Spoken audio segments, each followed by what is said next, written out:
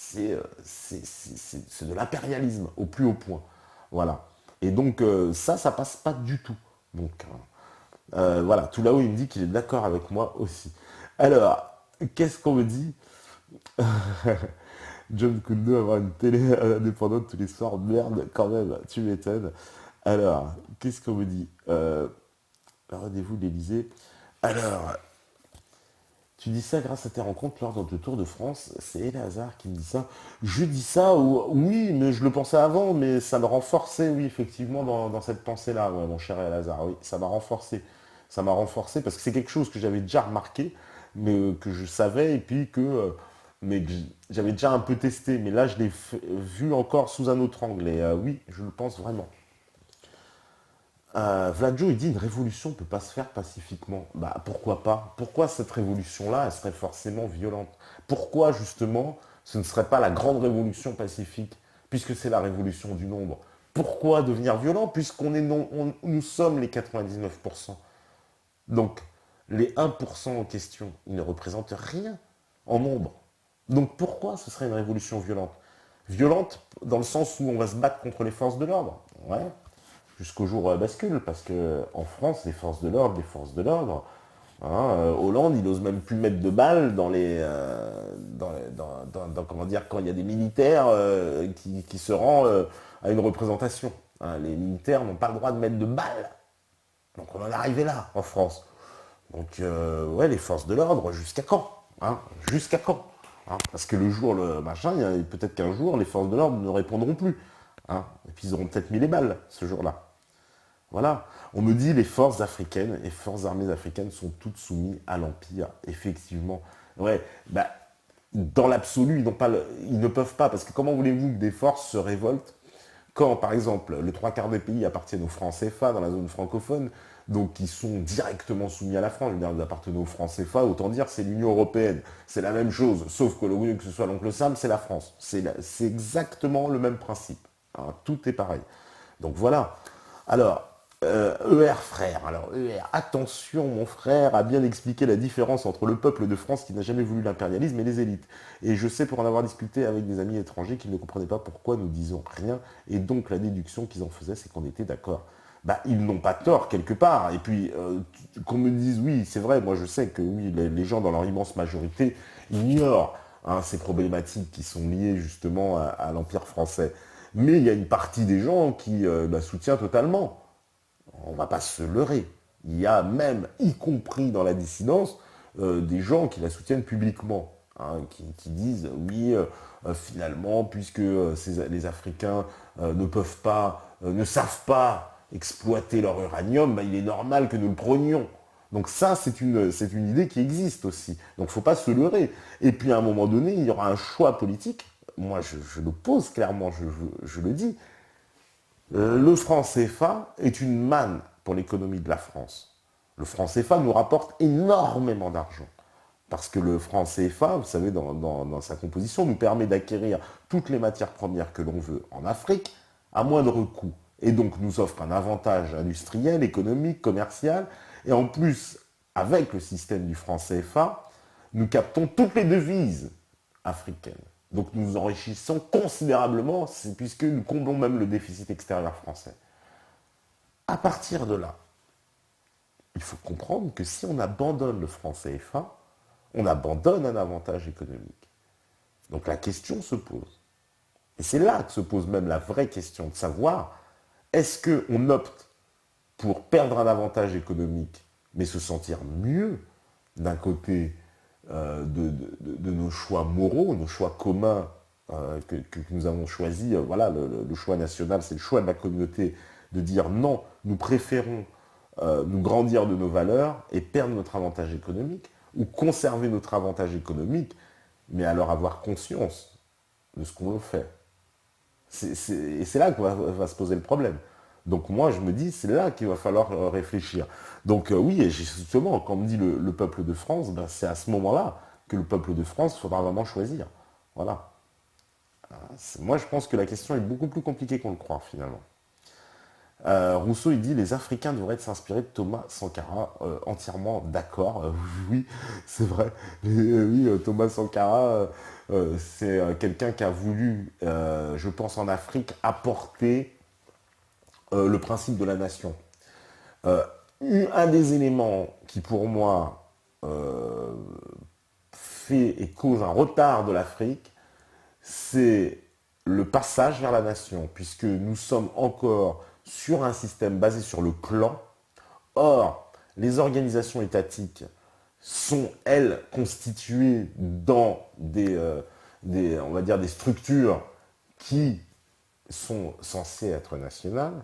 Et pourtant, à l'intérieur de ces structures, on reproduit le pouvoir ne s'exerce que par le clan. C'est ainsi que la démocratie en Afrique ne peut pas avoir de sens pour le moment, puisque c'est le nombre du clan qui va gouverner. Je veux dire, quand dans un pays, une ethnie devient majoritaire, c'est elle qui prend le pouvoir. Voilà. C'est comme ça que ça se passe. Donc à partir de là, le système démocratique tel qu'on le connaît nous, et surtout le creuset national, lui n'a pas encore vraiment fait son effet en Afrique.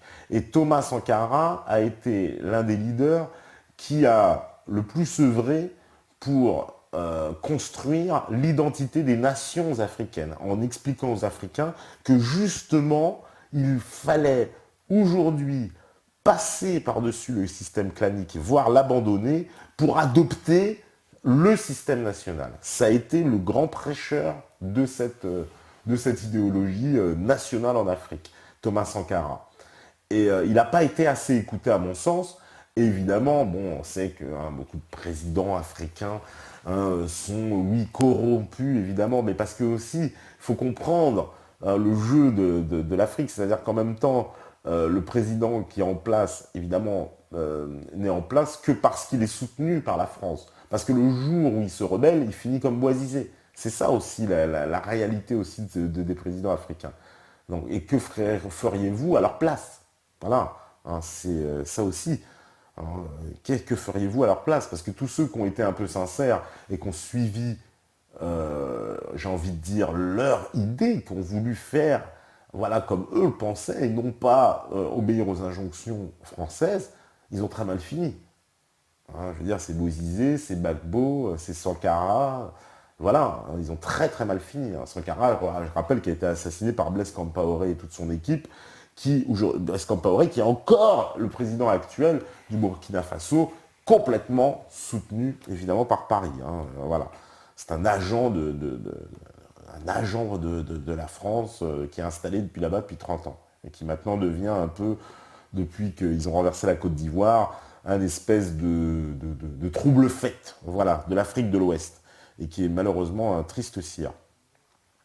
Alors, qu'est-ce qu'on me dit encore? Les restes de Papa Focard. Ah oui, ça c'est qu'on bien étudié le sujet d'Ansamus, le franc CFA est une enculade. Oui, voilà. Pour ceux qui en doutent d'ailleurs, hein, je vous le dis, voilà, je fais la petite promo, allez voir l'émission de Nicolas Agboou, donc le franc CFA et l'Afrique, comment la France cherche à nazifier l'Afrique. Alors c'est un titre un peu qui fait peur, mais pourtant, sachez que le franc CFA est une invention de la Seconde Guerre mondiale qui s'inspire directement des règles qui étaient imposées à l'époque par les services de l'occupation allemande, hein, par les nazis, à la France. Donc on a repris les règles que les nazis avaient mis en place et qu'ils imposaient à la France pour les appliquer à l'Afrique. Hein. Et c'est un certain Jacques Soustel, hein, René Pleven et le général de Gaulle, dans le gouvernement provisoire de la 4ème République, donc juste après la Seconde Guerre mondiale, qui a mis ça en place, hein, d'ailleurs. Donc, d'ailleurs, c'est un peu la tache noire dans, si j'ose dire, sans jeu de mots, la tache noire dans le programme du CNR. Parce que, franchement, le programme du CNR n'est pas allé assez loin, on va dire, dans les rapports qu'il a mis en place avec l'empire colonial, hein, même s'il a eu tendance à apporter un petit peu plus de droit. Un petit peu plus de droit. Démocratie, oui, mon cher Eleftheros, oui, démocratie, quand je dis démocratie, évidemment, c'est ironique, hein, puisque la démocratie, oui, on sait très bien qu'elle n'existe pas, simplement c'est comme ça qu'on l'appelle. Alors, puisque c'est au nom de la démocratie que ces gens vont bombarder les pays, hein, je le rappelle quand même. Alors, qu'est-ce que vous me dites? Poursuit des camps FEMA, fake ou pas? Non, je pense que les camps FEMA, c'est pas du fake. On en reparlera, moi j'en ai parlé avec des gens qui m'avaient l'air très informés sur le sujet, apparemment c'est pas du fake. Alors on me dit qu'il y en a en France, ça par contre j'en ai jamais vu. Jamais vu la preuve, hein. Ça non, je sais pas. Je n'ai jamais vu, alors là, en France, ça me paraît un peu, ça par contre un peu fake. En revanche, aux États-Unis, non, c'est absolument pas fake effectivement, la FEMA est une organisation qui prend beaucoup d'importance, qui a commandé les cercueils, machin, qui a des camps un peu bizarres. Obama, il avait passé un certain nombre de dispositions pour qu'en cas de crise, c'est la FEMA comment on appelle ça, on va dire, c'est la FEMA qui prend le contrôle, voilà, qui prend le contrôle dans les situations de crise. Donc on peut s'étonner qu'une organisation, une agence de sécurité d'état civil devienne tout d'un coup se substitue à l'État lui-même en cas de crise. Donc voilà, c'est un peu étrange, un peu étrange. Alors, qu'est-ce qu'on dit Ah, les jolis réseaux du général de Gaulle, Victor de Gaulle. Ouais, bah oui, on l'oublie, parce que tout ça, c'est quand même le général de Gaulle, hein. Le général de Gaulle, de toute façon, il n'était pas un africanophile, hein. Il a jeté ses couturés en l'air, et au contraire, il a fait une opération après avec Jacques Foccart pour faire tomber ses couturés. Ses couturés, je le rappelle, étaient le seul président africain qui s'était opposé à la communauté francophone et qui avait dit non, qui avait dit nous ne, comment dire, nous refusons absolument voilà, cette communauté francophone et nous voulons l'indépendance. Donc Sékou Touré, qu'est-ce qu'il s'est mangé? Il faut savoir que la France, quand elle est partie de Guinée, on a retiré les prises. Les prises. On ne voulait rien leur... Non, mais c'est les enfoirés absolus, quoi. Même les prises, on les prend, on ne laisse rien. Tiens, le stylo, je le prends. C'est-à-dire que l'État guinéen s'est retrouvé indépendant le lendemain. Ils étaient indépendants, certes, mais ils n'avaient plus rien. Ouais, une indépendance, mais on fait comment? Et donc, Sékou Touré, il a quand même tenté de sortir son pays, hein, voilà, il a cherché des alliances, évidemment. Alors on lui dit, ah, mais il est parti chercher des alliances russes. Mais qu'est-ce que vous voulez qu'il fasse à l'époque? Hein, puisque s'il voit bien, il se fait jeter par la France, à qui d'autre pouvait lui tendre la main? Il est allé chercher l'alliance russe. Et là, on a fait des opérations contre lui. On a fait une opération notamment de fausse monnaie pour inonder la Guinée d'une fausse monnaie, couler l'économie guinéenne et forcer la Guinée à réintégrer le franc CFA. D'ailleurs, hein, voilà, alors ça c'est l'exemple qu'Asselineau, il adore donner quand il dit « Ah oui, mais il y a des pays qui sont revenus, qui étaient dans le franc CFA, qui sont revenus. » Mais allons au fond des choses, j'ai envie de dire aussi. Bah, expliquons pourquoi ils sont revenus et pourquoi ils sont partis déjà. Hein. Donc ils sont partis parce que justement ils ont compris que c'était une escroquerie, mais ils n'ont pas eu le choix de revenir parce que c'est nous qui les avons coulés, c'est nous qui les avons inondés de fausses monnaies. Voilà pourquoi il y a des pays effectivement qui sont sortis du franc CFA et qui sont revenus dans le franc CFA. Oui, hein. Donc disons-le clairement. Hein, voilà. Alors, qu'est-ce qu'on me dit? Le problème de l'Afrique n'est-il pas le dernier continent qui peut être pillé sans devoir passer à la caisse? Oui, et puis ça fait longtemps que ça dure. Mon cher Ignace Breton-Clou, entièrement d'accord. Oui. Roulier, il dit c'est quoi le thème? Il n'y a pas de thème. C'est actualité. Non, mais il n'y a pas de thème. C'est une des dernières émissions comme ça, il n'y en aura plus beaucoup. Avant, enfin, libre antenne de libre antenne. Voilà, c'est freestyle. Voilà, jusqu'au bout. Tu vois? Donc, c'est vous qui faites le thème. C'est un nouveau Julio, il n'est pas au courant. Alors, les Africains, si c'est pas la France ou les Chinois ou les Américains, les occuperont. C'est Jidouski qui dit ça. Bah, t'as pas tort, mon cher Jidouski, mais justement, c'est peut-être pour ça que des gens comme Sankara, ils ont essayé de relever la mentalité africaine. Mais on en parlera bientôt. Bah tiens, il y a normalement Kémy Seba qui vient lundi. On se prépare, on va parler d'Afrique, je crois, justement. On se prépare, on se prépare. Là, ça va être bien chaud. Ça va être bien comme débat. Non, mais c'est magnifique, justement, je vais lui poser des questions sur l'Afrique. On va essayer de comprendre pourquoi, effectivement, il y a cette domination depuis 400 ans de l'Europe sur l'Afrique, que les Africains n'arrivent pas à reprendre véritablement leur indépendance pour sortir de ce cercle infernal de la domination. Et enfin, j'ai envie de dire, avoir leur propre rang, qu'on arrête, moi je trouve ça, il n'y a rien de plus insupportable justement qu'en Afrique, les gens demandent. Ils n'ont rien à demander, ils doivent prendre ce qui leur appartient. Pour moi, des sociétés comme Areva, Total, je suis désolé, les Africains, s'il y en a qui nous écoutent, c'est vous, vous devez aller là-bas les occuper, vous ne demandez rien, vous y allez et c'est chez vous, vous les occupez et c'est terminé. Et maintenant, vous mettez la pression que s'il faut kidnapper le président de Total, on kidnappe. Tu vois, faut arrêter. Et il faut demander votre dû. Mais ne demandez pas la permission à la France. C'est tout. Enfin, moi, je vous dis ça en plus en tant que Français, hein, vraiment. Mais ne demandez pas la permission à la France. Ça ne sert à rien. Faites ce que vous avez à faire. Vous êtes chez vous, faites ce que vous avez à faire. Ne demandez pas. Allez-y. Areva, Total, il faut aller là-bas et occuper leur site. Il ne faut rien demander à personne. Faites-le. Voilà, c'est chez vous, c'est votre uranium. Voilà, c'est comme ça. Si l'uranium, croyez-moi, il était dans le cœur du Bordelais, croyez-moi que les Africains ne pourraient pas venir le prendre comme ça. Donc là, c'est la même chose. Voilà, l'uranium, il est chez vous, il est au Niger, et gardez-le. Voilà. Alors, qu'est-ce qu'on dit? Alors, vous avez déjà des noms d'invités pour la saison 2, à part Kémy lundi. Immortal Technique, oh, je peux balancer des petits noms, mais cette année, normalement, on devra avoir Jacques Grimaud là, et Patrice Pouillarde pour les pyramides. Donc, il y aura Marion Sigaud, il y aura évidemment Adrien Abosi là, qui va revenir dans pas très longtemps, on va faire une émission qui risque de faire parler. Oula, je sens déjà du trolling en avance là, de fortes... oula, je sens déjà la vague, parce que je vous dis même pas le sujet, parce que ça va provoquer des remous. Mais ça va être excellent. Vous savez ça, je vous ai dit, c'est 2014, c'est l'année. C'est l'année... voilà, on passe niveau supérieur. Mais là, oui, ça va, il y aura des ennemis, hein. Il y aura des gens qui ne sont pas d'accord. Hein, alors après, il y aura Anas aussi, un écrivain qu'on va recevoir aussi, ça risque de pas mal polémiquer. Qui sait qu'il y a encore de prévu? Moi, j'ai pas toute la liste des invités. Jacob Cohen, je sais qu'on va le réinviter aussi, c'est prévu.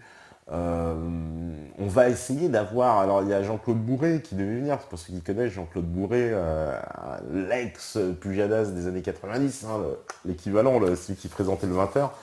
Et il risque de venir, puis en plus, il est vachement branché OVNI et tout. C'est lui qui avait grillé sur son journal l'histoire de Tchernobyl à l'époque, pour ceux qui s'en rappellent, le fameux nuage qui avait esquivé la France, et puis finalement, en fait, qui était passé en France. Donc, ouais. Alors, qu'est-ce qu'on dit? Et le débunkage, c'est pour quand? Ici, il y aura des débunkages, mais c'est le mercredi, mon cher. Là, j'ai pas vu le nom au passage. Voilà. Ce soir, c'est freestyle, nanani, nanana. Freestyle. Oui, ils ont dit tous freestyle, quoi. Vous êtes, ouais, les mecs, ils veulent tous du freestyle. Tu vois, je t'avais dit, c'est freestyle. Bon, on verra. Te pas, le thé est chaud, nous avons toute la soirée pour parler de l'Afrique. Ils sont tous en mode, voilà, c'est la pause, j'ai vu. Tu vois, c'est vous qui menez le bateau, tu vois. Les mecs, quand ils veulent aller en pause, on va aller boire le thé, alors, puisque le thé est chaud. Moi aussi, j'ai soif. Et on va faire la pause. En plus, ça commence déjà à troller. Soleil sera-t-il invité? Personne au-dessus. Mais si, on va inviter le patron, le boss. Vous l'aimez tous. On vous dit pas qui. Il viendra certainement. En tout cas, on fait la petite pause thé. Et puis, on revient après. Normal. Voilà. Est-ce que la régie est prête? Je demande. C'est parfait, c'est parti. C'est la pause. Voilà. Donc, de retour après la petite pause. Hein, bon, ouais, on me dit, ah, Moclès et tout, Erwan, ouais, bon, moi j'aime bien Moclès, oui, le pote un peu dans Snow. Il n'a pas tout compris sur le rap, hein, enfin, sur le rap. Si, sur le rap, mais sur plutôt la politique. Et, voilà, il n'a pas tout compris pour moi. Il y a des choses, évidemment, Besancenot, il ne comprend pas où est-ce qu'il se situe exactement. Mais bon, il y a encore du travail, mais moi je les aime bien, la scred, quoi, voilà. Alors, j'ai plus de 30 ans, te passe, ça fait un bail, ça nous fait plaisir. D'ailleurs, la vidéo qui m'a fait connaître mes tâches, je me suis dit, qu'est-ce qu'il fait un rappeur qui interview? Ah bah ouais, mon cher jeune Kondo. Eh ben ouais, c'est ça. On me dit que c'est la reconversion d'ailleurs. Moi, j'ai plutôt envie de dire c'est l'évolution. C'est pas tout de voilà, c'est plus de l'évolution qu'une reconversion comme on me l'a dit plein de fois. Oui, c'est une reconversion et tout. Voilà, machin. C'est plutôt une évolution. Voilà, une évolution logique. j'ai envie de dire, presque. Voilà. Alors, quand on parlait, oui, on parlait évidemment de cette situation, voilà, un peu géopolitique qui est en train de s'accélérer. De toute façon, quand je dis s'accélérer, en fait, ça n'a pas cessé, hein. On est dans un espèce de mouvement depuis le 11 septembre où les États-Unis ont déployé leurs forces sur toute la planète en, j'ai envie de dire, dans une logique impériale, une logique de domination totale, hein, de la planète. Et surtout, on s'attaque directement aux intérêts russes et aux intérêts chinois. Voilà, on voit bien que les Chinois et les Russes sont dans le viseur américain, c'est-à-dire que ce sont des objectifs, on voit bien croissants sans cesse, de vouloir s'attaquer à la Russie, s'attaquer à la Chine par, évidemment, pays interposés, pays satellites, voire presque au cœur bientôt de la Russie avec cette guerre du Donbass, cette guerre en Ukraine. Donc oui, c'est vrai. Alors, oui, l'émission se fera mi-octobre, je confirme, oui, je confirme l'émission avec Adrien Abosi. Ouais, une super émission à venir, j'imagine, en perspective. Ça va être assez rocambolesque, moi j'aime ça. Alors, on me dit 2 ans que je fouine dans des dossiers de santé publique. Hier, je tombe sur une étude scientifique de 1984, 100% des 30 cancéreux guéris en 36 âges sur ce sûr. Ouais, 100% des 30 cancéreux guéris en 36 heures. Oui, voilà. As-tu un avis sur la dépopulation qui serait voulue par ceux qui ont le pouvoir sur Terre? VV qui me demande ça. Bah, un avis sur la dépopulation, oui. J'ai l'impression qu'on, oui, ça on a quand même des éléments qui démontrent que via l'utilisation des additifs alimentaires, on va vers une stérilisation, puisqu'on voit que, en tout cas, là, on touche à la fertilisation même hein, des populations, et en particulier en Occident. Euh, oui, ça paraît évident qu'il y a un projet, en tout cas, allez, on va dire, de laisser comme ça courir cette espèce d'empoisonnement pour réduire le nombre d'humains sur Terre. Ouais, oui, clairement, ça peut se faire, on peut le dire. Une émission avec Squat, c'est pour quand? Quand il voudra, il habite au Brésil, Squat. Ça peut être facile, mais je l'ai eu sur Internet, on avait échangé un peu, et je lui avais proposé de venir, donc je sais pas, il avait dit qu'il acceptait de principe. Qu'est-ce que je peux rien faire de plus? S'il accepte, tant mieux. Moi, si en tout cas il me contacte, il me dit il est à Paris et qu'il souhaite faire une émission, bah on cale le truc, quoi. Avec plaisir. Alors, le choc des civilisations est de plus en plus proche avec la complicité des médias. Quelle alternative pour calmer le choc? Ah, monter à mortel pain d'épices. Alors là, l'alternative, je crois que ça peut être que, à notre niveau, l'information. Et après, les actions pour calmer le choc, c'est en tout cas de ne pas tomber dans une logique communautariste ou identitaire. Alors, identitaire, le mot est lâché. Hein, je passe souvent des débats sur ça, sur identitaire. Qu'est-ce que identitaire? Oui. Alors, pour moi, identitaire, c'est un terme assez péjoratif qui désigne les personnes qui pensent que l'identité culturelle, en tout cas l'identité nationale, est corrélée à une ethnie, une race, qu'on l'appelle comme on veut. Et donc, euh, pour moi, les gens qui défendent l'idée identitaire, c'est des gens qui ont ce logiciel de base. Voilà. C'est le logiciel, le principe d'idéologie de base, comme F de souche, etc. Machin. Bon, il y a des gens, est-ce qu'on refuse de parler à ces gens-là? Non, dans l'absolu, parlons-leur. Moi, je suis pour parler avec tout le monde, donc je le dis, oui, parlons-leur. Est-ce que je partage ses opinions? Non, j'en suis plutôt loin, je le pense. Voilà, mais après, oui, parlons-leur, parlons-leur, parlons-leur, parlons-leur. Mais voyons ce qu'il y a derrière.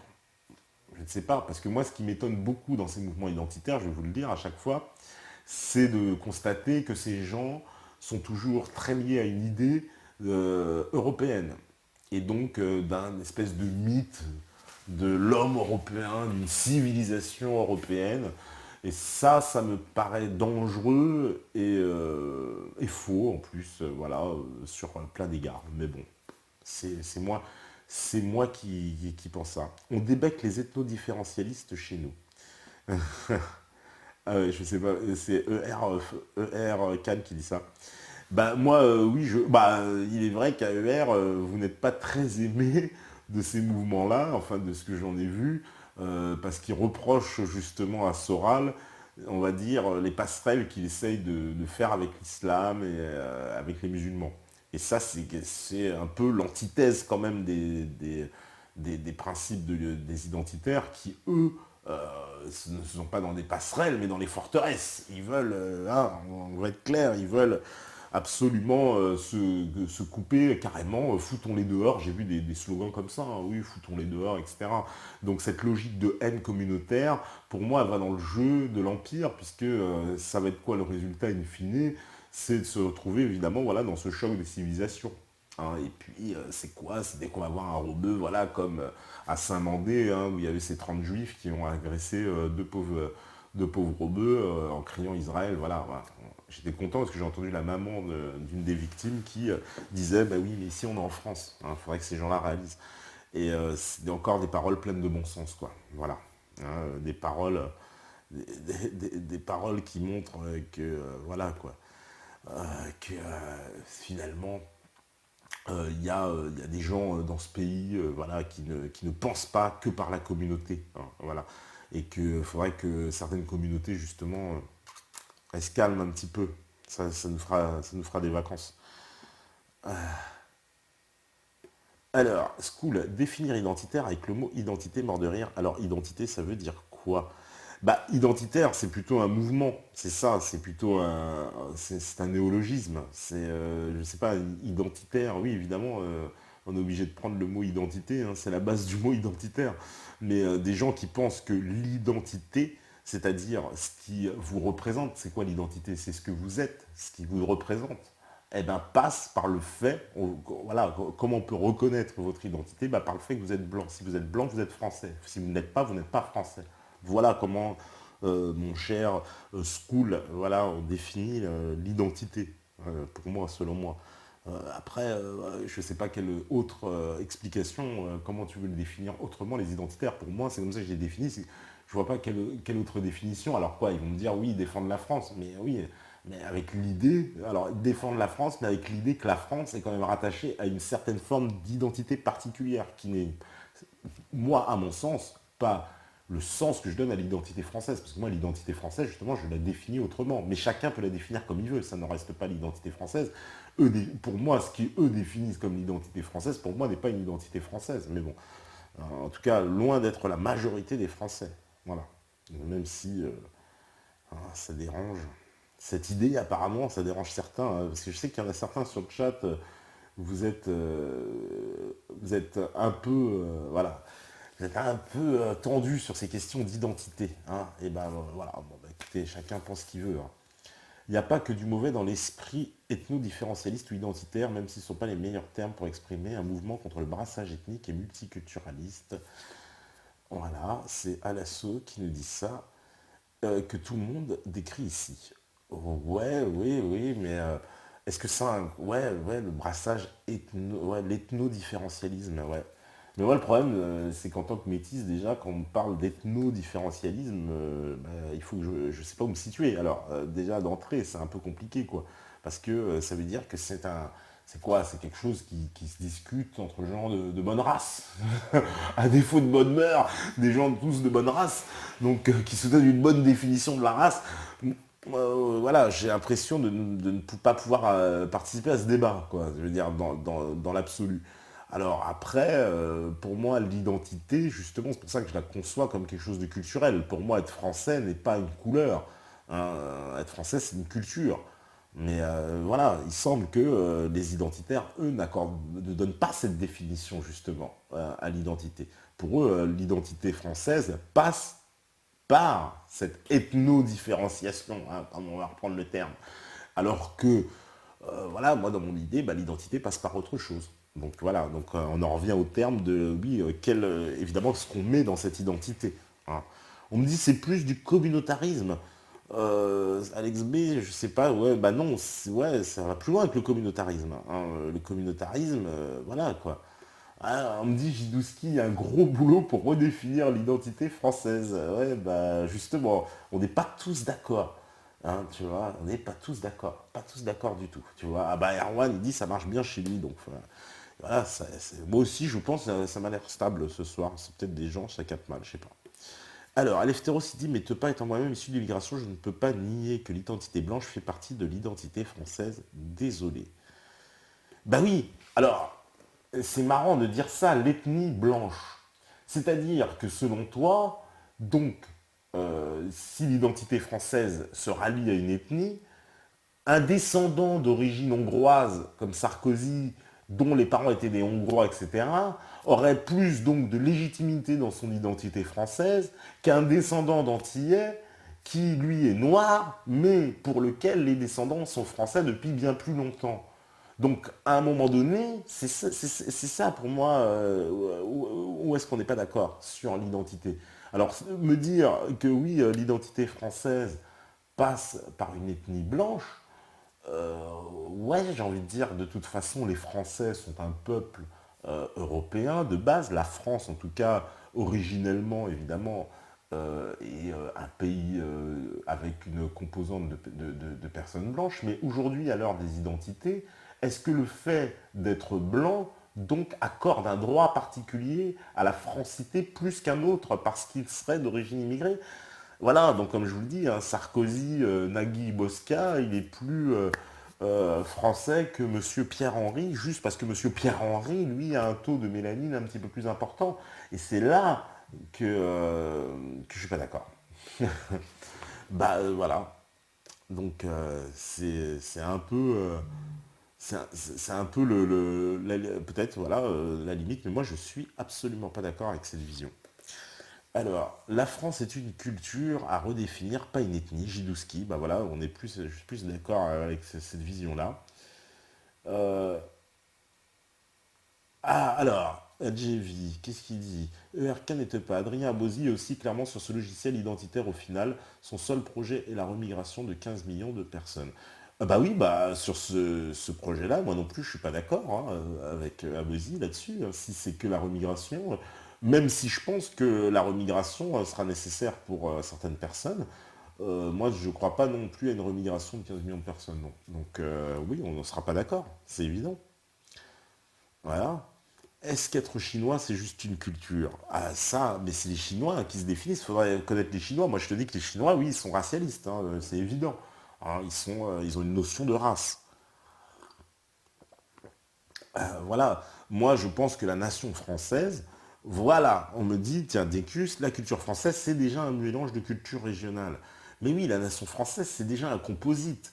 La nation française, c'est déjà une construction politique entre des régions, des gens qui ne parlaient même pas la même langue. Donc, je ne vois pas à quel moment on va nous... En plus, c'est pour ça, en plus, quand j'adore l'ethnie blanche. Hein, mais un Méditerranéen, euh, il appartient à quelle ethnie blanche? Parce que il y a des Algériens qui ont plus des têtes de Français, des Français qui ont plus des têtes d'Algériens. Donc je sais pas, moi, c'est pour ça que pour moi la limite elle est vraiment ténue, tu vois, entre même l'ethnie, à quoi ça se reconnaît. Hein, moi, voilà, moi je vais au Maroc, on me prenait pour un Marocain, je me machin, alors je vais aux Antilles, tout le monde croit que je suis antillais, je vais au machin, etc. etc. Donc ça ne signifie plus rien pour moi. Ça ne signifie plus rien. Hein. Voilà, on me dit c'est malheureux, mais de la même manière qu'un Ivoirien aura une meilleure chance d'intégration au Burkina Faso qu'un Suédois, ce qui n'est ce qui n'est pas évident, mon cher, en plus, parce que dans l'absolu, les Européens qui vont en Afrique sont peut-être bien mieux d'intégrer que certains Africains eux-mêmes, puisqu'il subsiste énormément d'antagonisme, de conflits et de différences entre les pays africains. Donc c'est même pas évident, non, c'est même pas évident.